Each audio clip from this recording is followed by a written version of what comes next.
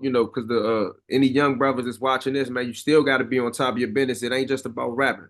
But you said going back, getting, I don't know if you used the word money, but you were saying getting on top of your business about some of your past projects with other labels. So Yeah.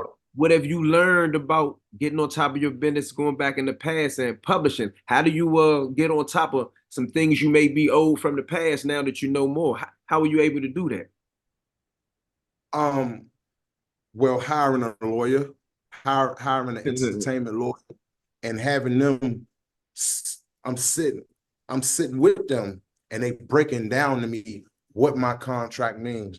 Here's what you agree with, because you could read a line and it could say this on paper, but what it means is something totally different. You feel me?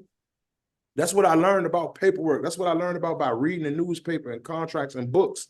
You can read something and think it mean this, and the whole time it mean something totally different. You feel me? So when I originally signed those deals, and trust me, I'm young. When I originally signed those deals, I wasn't listening to nothing on the contract paperwork except the amount of dollars they was due to pay me. That was the only thing I was worried about. I was broke. I needed money. You know what I'm saying? So that was the only thing I was worried about. So really, even when originally when they was trying to explain to me what my contract meant, I'd be lying to you if I told you I was paying attention. I wasn't listening. I heard what you said, but I wasn't listening. Yeah, I hear you talking. I'm not listening though. You know what I'm saying? I'm gonna start listening when you get down to talking them numbers and them zeros. right. And Yeah. that's the mistake I made. So now what I did was I came home, hired a new entertainment lawyer, and now before we read what's in my contract, explain to me what these things mean. Now that you explain to me what they mean, okay, now what's in my what did I originally agree to? Right. Here's where you fucked up at. Here's where you did good at, and the lawyer explained it, and just paying attention. Yeah, it's not, I like that. I like that, man. So I hope anybody, man, is listening. Anybody that's rapping, anybody's trying to get some money and make it a business, man. We ain't doing that for fun. You know what I mean? Yeah, We can do anything we want to absolutely, for fun, but you got to put some food on the table. But absolutely. skipping on to something else I want to go into. Let me ask you this.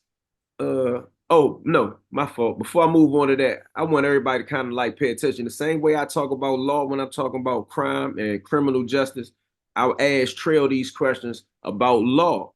And I'm talking this about entertainment law, law pertaining to your money, which would happen in a civil court. It wouldn't be in a criminal court, but it's still being on top of your business.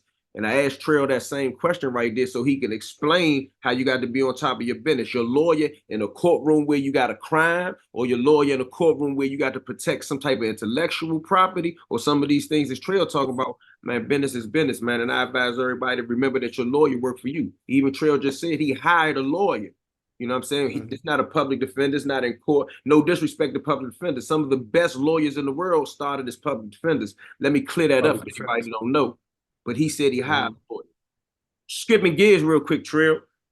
What's your understanding of the importance of paperwork as a resume of who you are, what you were before you came to jail? Not you as a person, a person. Let me make that clear. What's your understanding of the importance of your paperwork, a person's paperwork when they walk through the prison door? What's my understanding of the importance? Yeah, of your paperwork being good or Um, bad. uh, my understanding is that without this being, without your paperwork being correct, you can't live amongst the men. You can't touch these phones. You can't work out with us. You can't play basketball. You can't eat this food. You can't do nothing. You can't live amongst the men. You feel me? You already taken off the streets. You already lost your freedom. So hey, once you accept that in your mind, now you have to adapt to your environment. Your environment says, hey, I'm not going to live on protective custody. I don't want to live on PC amongst the rats and that. So your paperwork is everything, because this is your pass to live amongst the men, because your paperwork basically say, hey, here's my paperwork. I ain't foul. I can be trusted. Because if we living on this unit for 2, 3, 4 years, 20 years, 10 years, man, we gonna get to playing cards, man. I'm gonna get to telling you about my wife. You're gonna get to telling me about your wife. I'm gonna get to showing you pictures of my kids. You're gonna get to showing me pictures of your kids. But your paperwork, I done read that and I done went through that, and I feel comfortable enough with you as a man to discuss these things with you.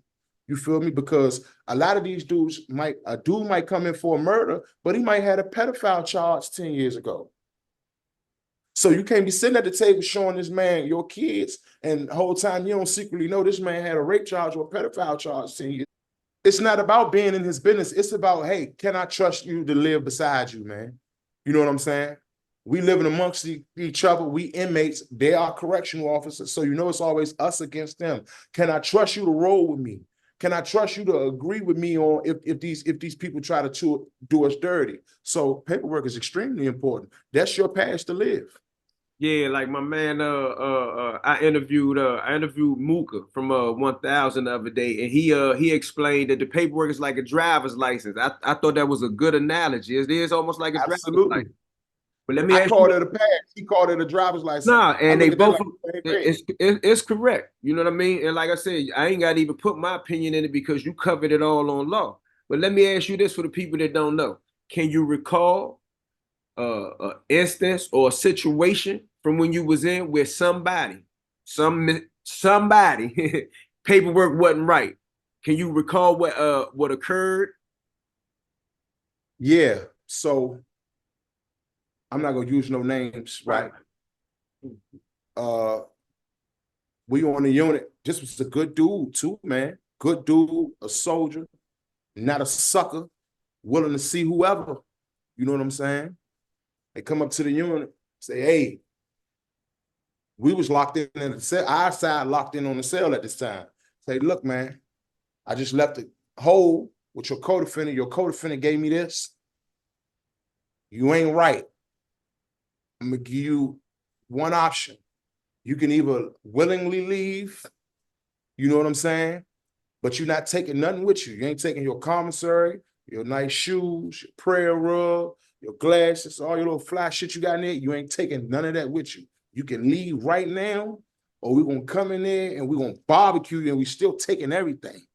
So what you gonna do? You need to tap the door and let them know that you're trying to leave, or you gonna get barbecued. You still either way, you going up out of here because you need to go down to the hole and face your accuser. Your accuser want to see you, so you need to go to the hole and face your accuser. So what you gonna do? That's basically how I go. Well, that's a good example. I was wondering when, because we all got them stories, you know what I'm saying? And I was sure thinking about one just like that when you said that. And once you said something about the co-defendant, I just was like, oh man, I know how this story right here ends.